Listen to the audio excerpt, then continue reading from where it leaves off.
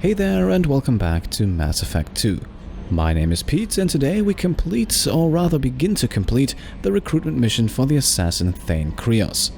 In the last episode we did another small job for Liara, and at this point we have nothing else to do here on Ilium but to recruit 2 more squad members, and Thane won the vote and will now be up first. However, as you can see, we are currently on board of the Normandy, where I returned off-screen in between episodes. And we have several reasons for that, the first one being that we have received 2 messages. Commander, you've received a new message at your private terminal. So, let's have a look. The first message here is from someone named Toombs, and that name is already familiar from Mass Effect 1. It refers to a certain Corporal Toombs, who in Mass Effect 1 had been captured by Cerberus scientists performing experiments on him. We rescued Toombs, and in this message right here, he is now somewhat understandably shocked to see us work for Cerberus ourselves. He promises revenge if he ever runs into us, but fortunately for us, that will never happen. This right here is the last we will ever hear of him. The second message then comes from Lisbeth Bainham, a scientist who worked for the Exogeny Corporation on Pharos. 3 episodes ago, in episode 22, we negotiated a medical contract for the colonists of Zeus Hope on Pharos, and Lisbeth sends this message now to thank us for our help and to wish us good luck in the future. And that's it for the messages. Time to take care of the second reason why we're back on board. Time to do some research. We have bought and picked up a few research projects over the course of the last episodes, so let's start off with Assault Rifle Penetration for a 25% damage bonus against armor, shields and barriers. Up next we have Smg Shield Piercing, a very similar upgrade, providing us with a neat 50% damage bonus whenever we fire an SMG at shields or barriers.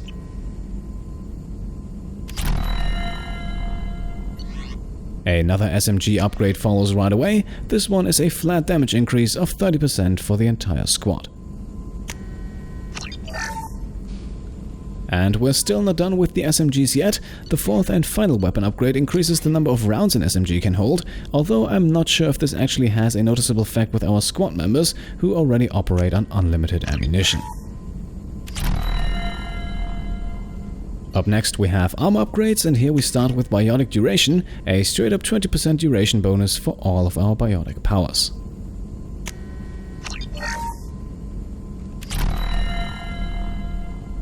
Following that, we researched the last remaining Metagel capacity upgrade, which bumps our Metagel capacity up to the maximum.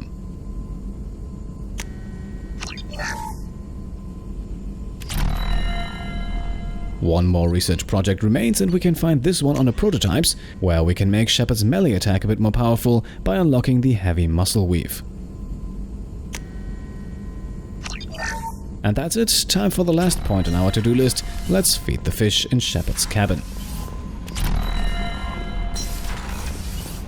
Once we have made our way up there and have given the fish something to eat, we can now make another small jump in the episode. I don't think you need to see me run through half of Nos Astra just to get to the point where we will eventually start our recruitment mission. So with all messages read, research completed and the fish fed for the moment, let's jump ahead, and we now find ourselves in the cargo transfer area on Ilium. As you can see, our squad consists of Miranda and Garrus, the 2 squad members I have chosen for this mission, and we are standing right next to the office of Seryna.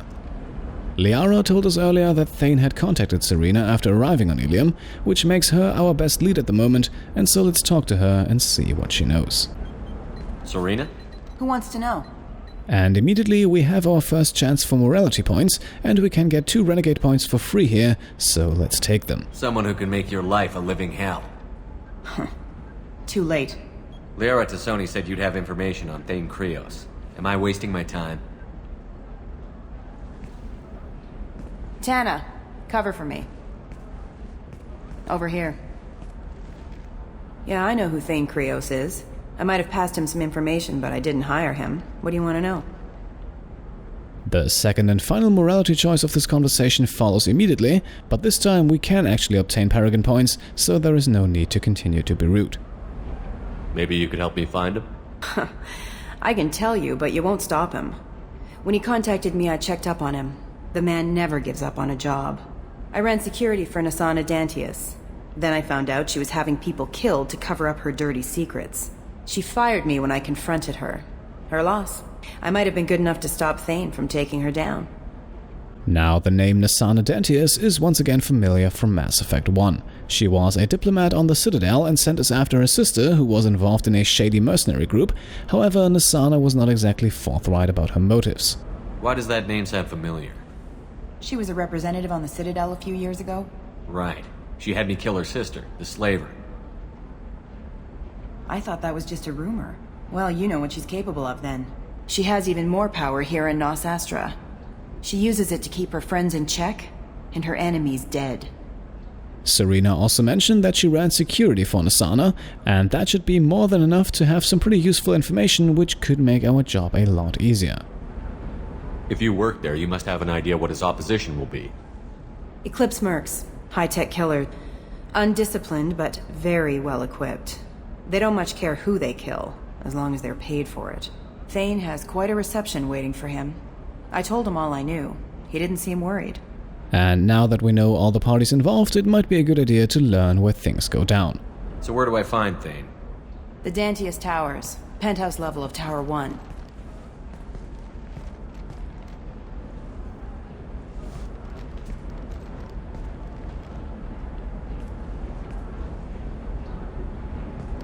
There's a second tower, still under construction. If Thane is smart, he'll go in from there. As Nassana's former employee, Seryna might still have access, and anything that we can use to make our approach easier is of course very welcome. It doesn't sound like Nassana's just gonna let me in. She's as smart as she is paranoid. No one's getting in or out of there without a fight. I can get you in, but you'll only get one shot. You'd better be ready. 2 more questions before we leave, and we'll start with the obvious one. Seryna here seems overly eager to help us enter the tower and thin out Nassana's security, all the while an assassination attempt is going on, and one might wonder why Seryna doesn't value her former employer's life higher. You're just offering your help? No strings attached? You're going to look for Thane. Nassana's mercenaries will try to stop you. At the least, you'll distract her guards. Take a little fire, give Thane a clear shot. I didn't hire him to kill Nassana, but I won't shed any tears when she gets what's coming to her. Now, we have talked a lot about Nassana, but we've learned very little about the man we're actually here for, so let's try to obtain a bit more intel before we leave. Do you know anything else about Thane? Not much. He did say that he's not doing the hit for money. Nobody hired him. I wanted to know who I was helping, and he said he's doing this job on his own, that he had to restore the balance of his life. I don't know. Maybe he's crazy. If he takes down Nassana, I don't care why he does it. Alright, that's all. We have no more questions to ask and no more business to attend to at the moment, and can therefore jump right into the mission. Let's go then. Good. I'm tired of this crap. We'll go tonight as soon as the shift workers clear out of Tower 2. As I mentioned already, we will take Miranda and Garrus for this one. Miranda because she has access to both Warp and Overload, 2 very useful powers against the mercenaries we'll face, and Garrus brings an extra Overload and some good firepower, and considering the sheer number of enemies in this mission, that is a very good thing to have as well.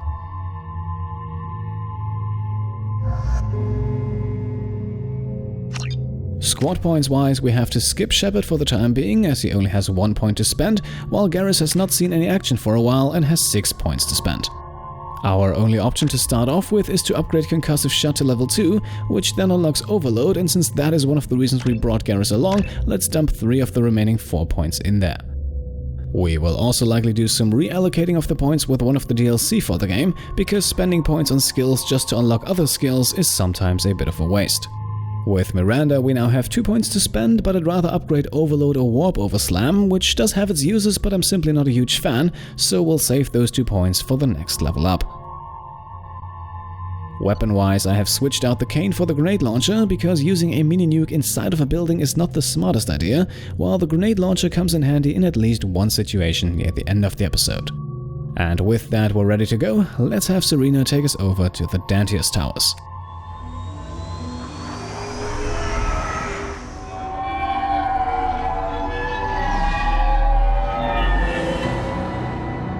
The towers are heavily guarded, and you'll find more resistance closer to the penthouse. So, this assassin, you planning to stop him? I'm just here to make sure he survives.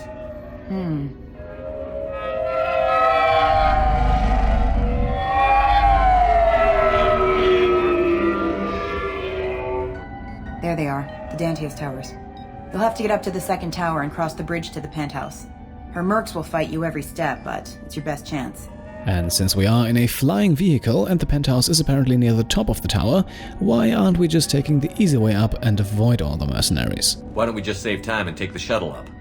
She's got mercs with rockets just waiting for you to try. You get maybe halfway up before they shot you down. Besides, your assassin won't go in that way. Best to go in low. Right, so one last chance to ask questions, and it never hurts to be overly prepared, so if there is anything we can learn about the towers before we're on our own, now might be a good time. Any last-minute tips about the towers?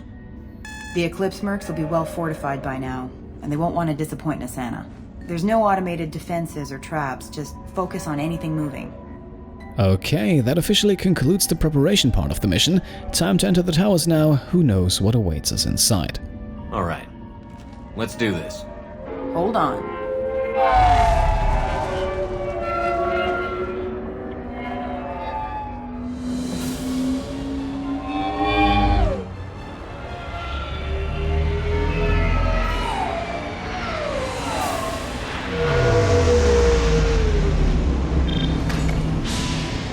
Don't linger too long. They'll be here to greet you soon enough. Good luck, Shepard.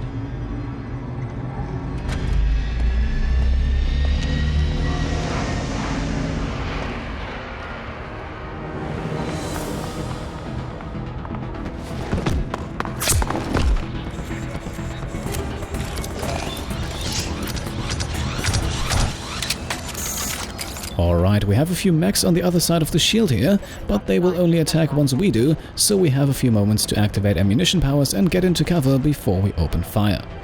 You can see that all of the enemies here have armors, so bringing Morden with his incinerate ability can be very useful.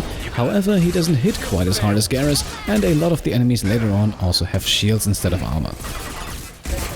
All in all, this first firefight here doesn't last long, and with the enemies defeated, we can now enter the tower. We'll take a left first into the room where the mechs came from, and on the wall here we can find a medical station as well as a secure terminal worth 4,800 credits. That is all we can get here, so let's head over to the other side where we saw the workers run, and where we can actually also find an injured Salarian.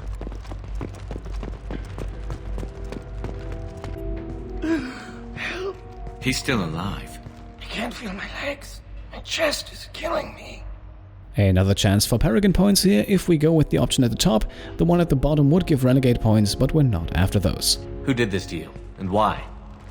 We're just night workers. Nassana sent them after us. She sent the mechs to round us up, but we didn't hear. They just started shooting. Now we could get right to business, but it seems a little odd that Nassana would attack her own workers without any sort of warning, so let's inquire about that first. They just attacked you? Yes.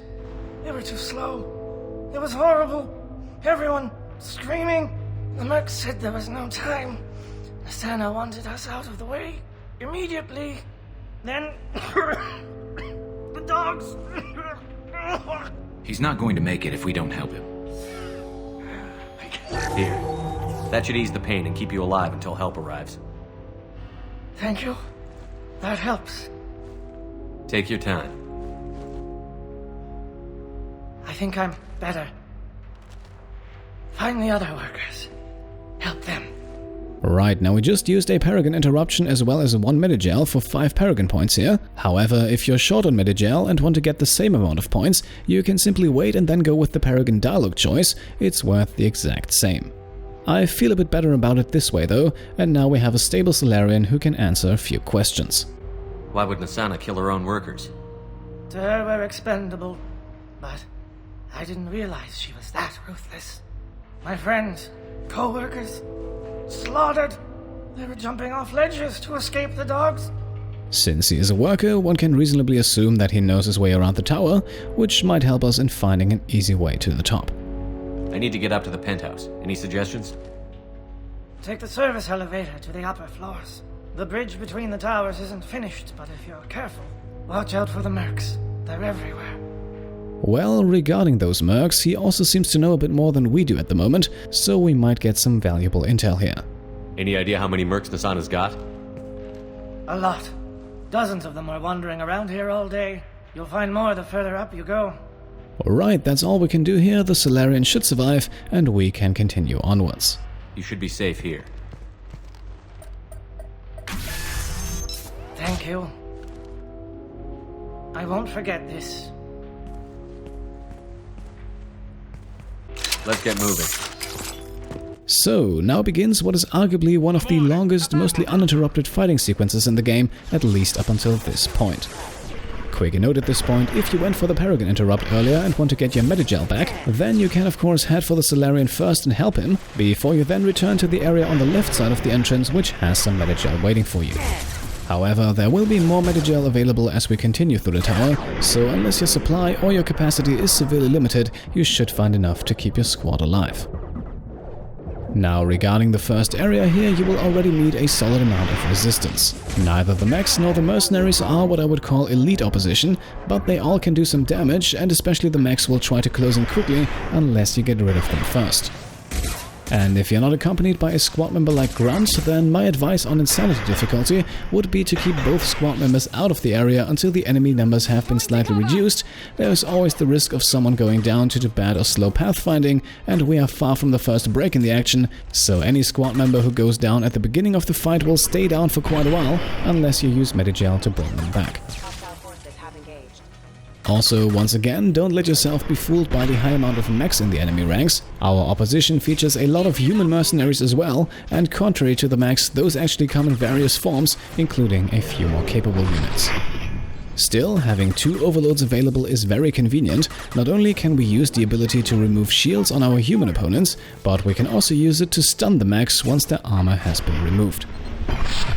The Eclipse Vanguard here is then probably the toughest enemy in this first area, but a well-timed warp removes his barrier and we can get the kill shortly after. The warp also marked number 10 on our way to the warp specialist achievement, for which we need to remove the barrier of 25 enemies using warp. Now, as you can see, ammunition is slowly becoming a small problem, but to be completely honest, that is partially also on me. Yes, there are many enemies here that we need to take out, and running around to collect ammo is likely going to get you killed quickly, but I also missed a few ammo drops near the entrance area, which could have made things a bit easier.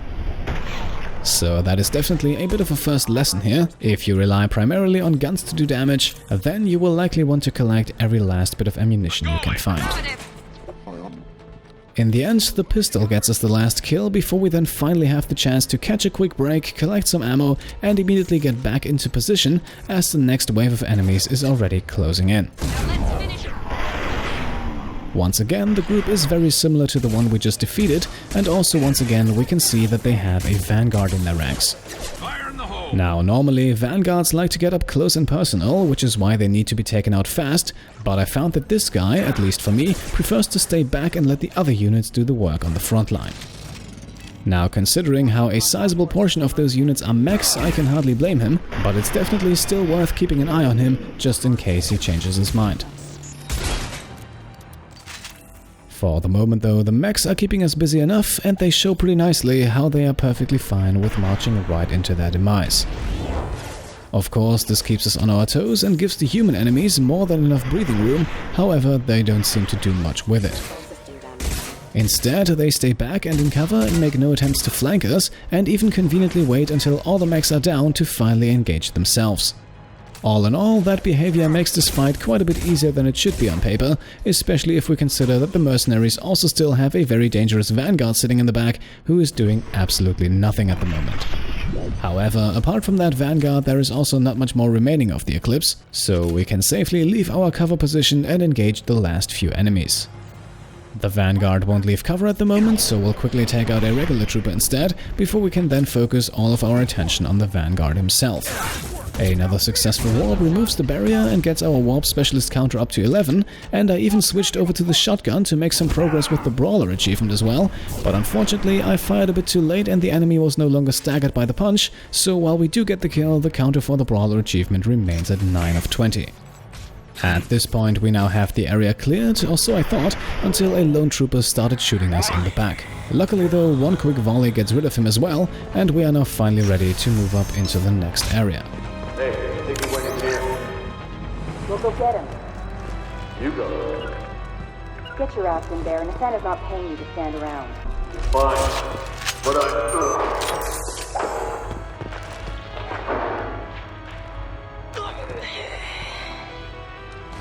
With the 2 medkits near the entrance, your supplies should now once again be stocked up. We have recovered what we used on the Salarian worker downstairs and are now once again up to capacity. On to the firefight at hand now, and again we fight a group that is very similar to what we already encountered twice in the level below. We have Loki mechs and standard low-level Eclipse troopers, but nothing that really spices things up. Another Eclipse Vanguard will appear in a few moments once the first wave of enemies has been cleared, but apart from that, the group here definitely follows the rule of quantity over quality. And considering how this is already the 3rd large group of enemies in this mission, that is a bit of a shame, at least in my opinion. Now, I'm all for giving players tough challenges, but at times this mission feels like it just throws enemies at you for the sake of having something to shoot at and not really to gradually increase the challenge. Not counting unique enemy types from Kasumi's DLC or other recruitment missions, the Eclipse have 6 different types of units in their ranks, and all we see here is the run-of-the-mill trooper again and again and again. At this point, we have fought against collectors, and regular troopers are absolutely no match for us, especially not if the terrain doesn't really allow them to move around and get into a flanking position. Now, you might say that this is still the beginning of the mission, and yes, we will eventually encounter other enemies as well, but this early in the mission it already feels like combat is unnecessarily being dragged out, at least that is how I felt when I recorded this episode. I had a very similar complaint back in Grunt's recruitment mission, where we just fought wave after wave of enemies with very little variation, and in my opinion, this mission unfortunately once again falls victim to those same problems. Now, the next group of enemies, once again Loki mechs and troopers, can be reached in various ways. Going through the door here allows us to get the drop on a few of them and puts us relatively close to the action, which is not necessarily a bad thing. However, using this approach, you have the risk of 1 or 2 enemies slipping by, who can then attack your squad members if you did not take those with you. I tried to keep them safe and in the back, and as you can see, that did not work out quite as I had hoped. A single trooper made it over to Garrus, who is now unfortunately taken out of the firefight for the moment. So if you want to play it a bit safer than I did, I recommend attacking the enemies head-on and avoiding the detour through the door. Now, luckily, what remains are only more mechs and troopers and then later on the obligatory Vanguard, so we should be fine even if we only have Miranda to back us up and don't need to waste precious Medigel. Well, precious is admittedly a bit of a stretch. As far as I can recall, we haven't actually used Medigel once in this playthrough. But I tend to do that in a lot of games, where I just save all the best items and never use them, and then all of a sudden the game is over and my inventory is still filled to the brim with useful items that I never tried out once. But I think I'm not the only one who does that, and in this game, collecting surplus Medigel at least gives you a small cash bonus. That's also why in this playthrough I want to use heavy weapons more often than I normally do, because there are so many of them and they can all give you unique advantages. Sure, the sheer stopping power of the M920 cane is awesome, but in certain situations a grenade launcher can be just as, if not even more useful, as you will see for yourselves in a few minutes. In any case, back to the action at hand now. Removing the barrier on the Vanguard here gets the Warp Specialist counter up to 12, so we're almost halfway to the achievement. With the Vanguard taken out, this wave is completed, Garrus gets back up and rejoins us, and we can grab the medkit over in the corner here and advance into the next area full of enemies. Heading to cover. Affirmative. This time we'll do our best to keep Garrus and Miranda safe, while we take cover in a position with a good overview of the battlefield. It should come to no one's surprise that we are once again fighting the same group that we have now defeated 4 times in a row, a few mechs, a few troopers, and later on then a Vanguard as well. Now, one possible explanation for this ever-repeating mixture of enemies might be that these are all cohesive units in Nassana's security force. In this case, the Vanguard would act as the leader, while the mechs and troopers would be the regular infantry. Now, I just came up with this thought while I recorded commentary for this episode, but the more I think about it, the more sense it makes. It sure doesn't change the fact that fighting 5 of these groups one after another becomes incredibly repetitive, but at least it provides an in-game explanation for why the groups appear as they do. It also doesn't make a lot of sense to me that the most dangerous unit, the Vanguard, always moves in last when the rest of his troops are already taken out.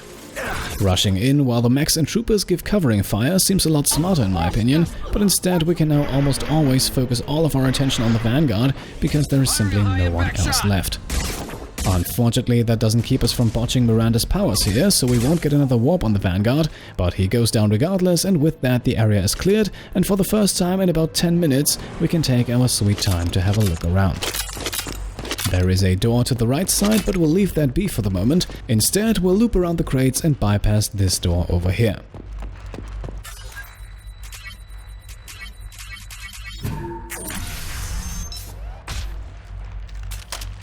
Please, don't kill us. We'll go. Hey, look, they're not Eclipse. You're here to help us, right? A straight yes gives us 2 Paragon points, and even if it's technically not what we came for, we might as well help these two out. It's one reason I'm here. Come on out. It's safe enough. Thank you. We are in your debt. Maybe you can help me. I'm looking for someone, not a merc. He's on his own. Well, whoever sealed us in here. When he found us, I thought we were dead, but he just closed the door and locked us in. Locked you in? Sounds like our assassin was trying to keep them safe. Assassin? Here for Nassana, I bet. She's got it coming. You treat people like this, it always comes back to bite you in the ass. Alright, we can ask a lot of questions here, so let's start with their opinion of Nassana, who appears to be much more than just disliked by her employees. Nassana's not exactly your favorite person? She's a hard woman to work for. That's an understatement. She works us long hours, no overtime, and this is what you get in payment. She's unpleasant, to say the least. Why not just quit? We would if we could. What's stopping you? Our contract. We're stuck until the job's done. Quitting for any reason can be hazardous to your health. We hear that anyone who leaves early tends to disappear. Probably just a rumor. But who wants to find out for sure? Now, this is the second time we have run into Salarian workers on our way up to the penthouse, so it might be good to know if there are more of them on the way, just so we can make sure none of them get caught in the crossfire. How many workers were in the tower? Are there many more of you? Not alive. We were lucky. Well, some got out before the dogs were sent in. Maybe a few are hiding somewhere. The 2 workers here also mentioned that someone locked them in, and that does not exactly sound like Nassana's mercenaries, so it might have been the guy we are trying to recruit. Did you see the one who locked you in? Do you know where he might have gone? He's no salarian, I can tell you that. But I've no idea where he went. Sorry. If he's after Nassana, he'll be heading to the upper levels. Well, speaking of those upper levels, maybe these two have a bit more information and can tell us how to get up there without having to fight more of Nassana's troops. I need to get to Nassana's penthouse. What's the quickest way? Cargo elevator is the only way up right now. They're still working up top. Watch your step. Some of the walls aren't in, and it's a long way down. Cold, too. I hate working up there. Alright, that's all we can get here, so let's wrap up the conversation. And since we cleared a nice path, the 2 Salarians should be able to escape the tower without issues. I wouldn't stay here too long. It should be safe down on the lower floors. I was just thinking the same thing. Let's go, everybody! Thank you. And tell your assassin to aim for her head. 'Cause she doesn't have a heart. Get moving! Right, so inside of the small room we can find another medkit and a locker holding 3,000 credits. Once we have everything, we want to position Garrus and Miranda behind cover while we activate the elevator. We're a little exposed out here, especially if anyone's in that elevator. We should find cover. Quickly. Understood. In cover! Have a pleasant day. Just as it arrives, we switch over to the grenade launcher, and then, with the doors opening, we launch 4 grenades at the Krogan and the 2 Eclipse engineers inside. The engineers are killed instantly, but the Krogan barely has his shields removed. However, now it's 3-on-1, the engineers would have made this fight a lot harder, but all on his own, the Krogan is doomed to fail. Now, despite what it looks like, we are not done with the area just yet. Instead, we can now move all the way over to the back, where, among other things, we can find a brand new sniper rifle. This is the Viper, a semi-automatic sniper rifle capable of pretty fast fire, however, it doesn't have quite the single bullet stopping power of the Mantis we were using up until this point. I am personally more a fan of single-shot high-damage snipers, but we'll still give this one a go in the next episode. After all, this is a completionist playthrough and I don't want you to miss out on anything. Next to the sniper, we also have the reason why we shot exactly 4 grenades at the Krogan, because here we find the first of 2 power cell crates of the mission, with each giving us 2 grenades back. The secure terminal here then gives us 4,200 credits, and that is all we can find here. And at this point, with the elevator to the upper levels ahead of us, I would like to make the cut in today's episode. I know it's not the entire recruitment mission, but putting all of that in one video would get a bit too long in my opinion, as there is quite a bit of fighting and a few lengthy dialogue scenes still left to come. I also don't want to make this video too heavy on the fighting, despite trying out a new weapon that might get boring after a while, and combat is also rather tedious to edit, so we'll wrap things up right here and continue right where we left off in the next episode. So if you enjoyed this one, then I would be happy if you could leave a thumbs up, and if you want to support me and my channel further, then you can subscribe if you haven't already, or you can support the Peak Complete Patreon. Thank you all for watching, and I'll see you next time. Cheers.